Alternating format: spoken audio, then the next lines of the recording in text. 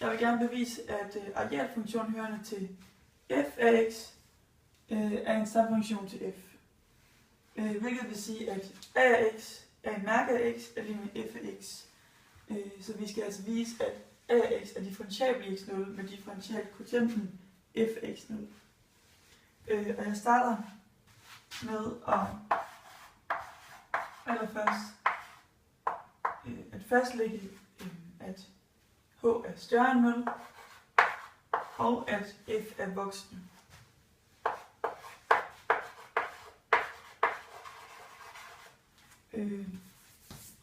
Og jeg tegner lige først her grafen for f.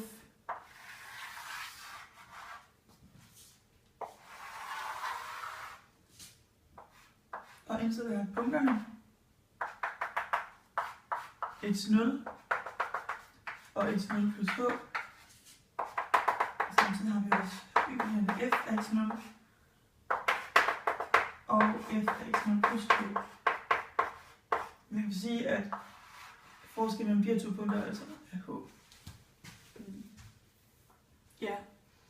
Og det jeg så gør nu, det er, at jeg først siger, at f af x0 gange med h, hvilket så er det her stykke, altså det her stykke gange med h, som er her.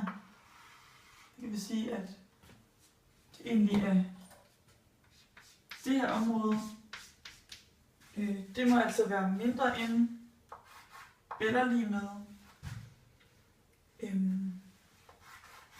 a af x0 plus h minus a af x0. Og a af x0 plus h, det er altså hele det her stykke, og så minus a af x0, altså det her stykke grafen. Hvilket vil sige, at a af x0 plus h minus a af x0 altså er det røde område plus det gule. Og endvidere så siger jeg også, at det her, det må være mindre end eller lige med f af x0 plus h gange med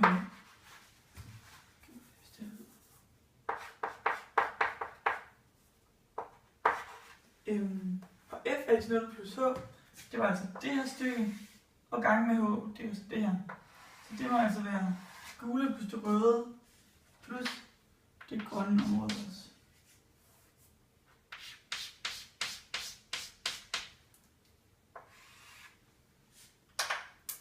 Ja. Og så bruger jeg egentlig trætrinsreglen til at finde ud af, om a er differentiabel i x0 med den her differentialkvotient. Og det første stykke, jeg har jo fundet, jeg har allerede fundet funktionstilvæksten, som er h, og derfor går jeg egentlig videre til næste skridt, som er at finde differenskvotienten. Og det gør jeg med at dele hvert af de her led med h. Så jeg deler med h her, og jeg deler med h her, her. Og det første udtryk her, f af x0 gange h, delt med h, der går h'ene ud med hinanden her. Og i det her udtryk, der sker der egentlig ikke noget. Og i det sidste udtryk, der går h'ene også ud med hinanden her. Så tilbage så står der egentlig, f af x0 er mindre end eller lige med a af x0 plus h minus a af x0 over h, som så er mindre end eller lige med f af x0 plus h. Og så det sidste skridt i trætrinsreglen, det er at lade h gå med 0. Så det gør jeg her. Og jeg kan se, at i det første udtryk, der sker der ikke noget, fordi at h ikke indgår i det her. Så det går altså bare mod f af x0. Og i det andet udtryk, Der har vi først h her i a af x0 plus, hvis vi så erstatter h med 0, plus 0 minus a af x0. Hvilket betyder, at forskellen mellem de her to udtryk altså bliver mindre over 0. Så det her udtryk, det vil gå mod a mærke af x0. Og i det sidste udtryk, der sætter vi også h med 0 og får så, at f af x0 bliver uændret eller går mod f af x0. F af x0 plus h så går mod f af x0.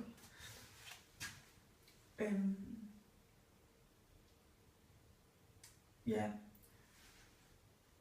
Og det jeg så egentlig kan se ved det her, skal måske lige nævne her, at grunden til, at f af x0 plus h går mod f af x0, er, at f er kontinuert. Altså, det er lidt sammenhængende. Og det man så kan se, det er egentlig, at i og med, at det her udtryk det er større end, eller mindre end, eller lige med det her udtryk, som er mindre end, eller lige med det her udtryk, vil der ske det, at det her udtryk, eller at a mærke af x0 bliver ligesom blive presset sammen mellem de her to udtryk, at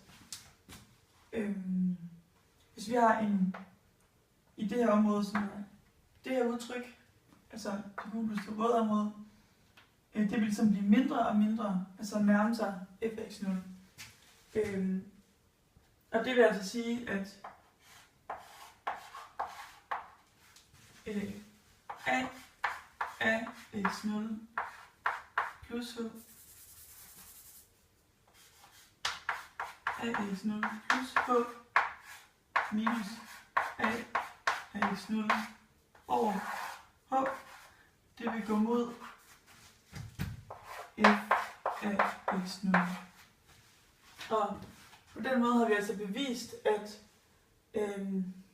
a af x0, a mærke af x, går mod f af x, og at a af x derfor er differentiabel i x0 med differentialkvotienten f af x0.